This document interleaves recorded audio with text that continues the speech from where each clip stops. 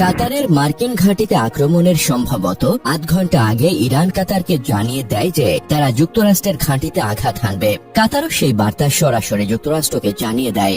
So এটা এক অর্থে সিম্বলিক অ্যাটাকই ছিল, 2020 সালের কাশেম সোলাইমানির হত্যার পরের অ্যাটাকের মতো। কিন্তু এবারেরটা আগের বারের চেয়েও রিস্কি ছিল, কারণ ইরাক ছিল বেসিক্যালি ইরানের নিয়ন্ত্রণে, কিন্তু কাতার সম্পূর্ণ ভিন্ন একটি রাষ্ট্র, জিসিসি সদস্য, আমেরিকার ঘনিষ্ঠ মিত্র। অলরেডি কাতার, সৌদি সহ সবগুলো রাষ্ট্র ইরানের বিরুদ্ধে কঠোর বিবৃতি দিতে শুরু করেছে। ইরানের হাতে অপশন ছিল ইরাক সিরিয়ার পেজে আক্রমণ করা। আমি ভেবেছিলাম তারা সেটাই করবে, গালফে হামলা করার রিস্ক নেবে না। কিন্তু ইরাকে তারা আগের মতো আমেরিকাকে জানিয়ে হামলা করতে গেলে ব্যাপারটা পুরোপুরি আগের মতো হয়ে যেত। এবারের ঘটনা যেহেতু আরো সিরিয়াস, তাই এবারও সেখানে হামলা করলে না জানিয়েই করতে হতো। তাতে আমেরিকান সৈন্য মারা গেলে ব্যাপারটা সিরিয়াস এসকালেশনের দিকে চলে যেতে পারত। সম্ভবত এসব ক্যালকুলেশন করেই ইরান ভিন্ন পথ বেছে নিয়েছে। তারা পরোক্ষভাবে জানিয়েই হামলা করেছে, কিন্তু সেটা ইরাকের মতো কম গুরুত্বপূর্ণ এবং সহজ টার্গেটে করেনি, করেছে মিডল ইস্টে আমেরিকার সবচেয়ে বড় ঘাঁটিতে। ইরানের পক্ষে কাতারকে না জানিয়ে কাতারের মাটিতে হামলা করার রিস্ক নেওয়া সম্ভব ছিল না। সেটা করলে সৌদি আমিরাত সহ সবগুলো আরব রাষ্ট্র ইরানের বিরুদ্ধে একজোট হওয়ার অজুহাত পেয়ে যেত। প্রথম গালফ ওয়ারের সময় সাদ্দামের বিরুদ্ধে যেরকম সবগুলো রাষ্ট্র এক হয়ে আমেরিকাকে ডেকে এনেছিল, ফলে তারা কাতারকে জানিয়েই করেছে এবং কাতারও সেটা আমেরিকাকে জানিয়ে দিয়েছে। এখন অনেকেই আসবে এটাকে নাটক বলে হাসি ঠাট্টা করতে, অথচ বাস্তবে এটাকে নাটক বলে না, এটাকে বলে ক্যালকুলেটেড মেজার। নিশ্চয়ই পরাজয় হবে এরকম যুদ্ধ এড়ানোর প্রচেষ্টা।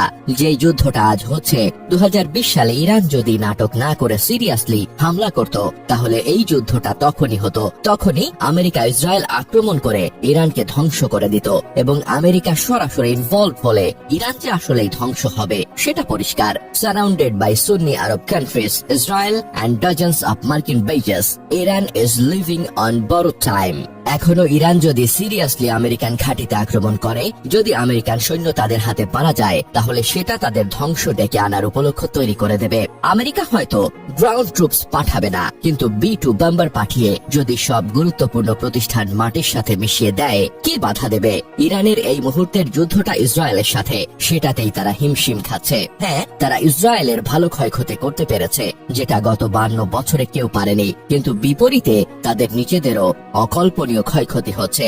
সেই জায়গায় তারা যদি আমেরিকার উপর সিরিয়াস আক্রমণ করে, আমেরিকাকে সরাসরি তাদের উপর আরো হামলা করার সুযোগ করে দেয়, তাহলে তাদের অবস্থা ইরাক আফগানিস্তানের মতোই হবে। যারা এই হিসাব নিকাশ না বুঝে নাটক বলে চেঁচাবে, বুঝবেন তারা হয় কাঠবলদ, অথবা তারা চায় ইরান ধ্বংস হোক আর মধ্যপ্রাচ্যে ইসরায়েল আর তার মিত্রদের একক সুপ্রিমেসি প্রতিষ্ঠিত হোক। ইরান যদি আমেরিকাকে সরাসরি এই যুদ্ধে জড়িত হওয়ার সুযোগ না দিয়ে ইসরায়েলের মোটামুটি ক্ষতি সাধন করে এই যুদ্ধ থেকে বেরিয়ে আসতে পারে, সেটাই হবে তাদের বিজয়। তারা হয়তো সেই পথে এগোনোর চেষ্টা করবে। তবে ইরানের কাতারে মার্কিন ঘাঁটিতে হামলা একটি সুচিন্তিত এবং কৌশলগত পদক্ষেপ। এটি প্রতীকী হলেও এর মাধ্যমে ইরান তাদের শক্তি প্রদর্শন করেছে, কিন্তু একই সঙ্গে বড় ধরনের সংঘাত এড়িয়েছে। কাতারকে জানানোর মাধ্যমে তারা আরব রাষ্ট্রগুলোর সঙ্গে সম্পর্ক আরো খারাপ হওয়ার ঝুঁকি কমিয়েছে।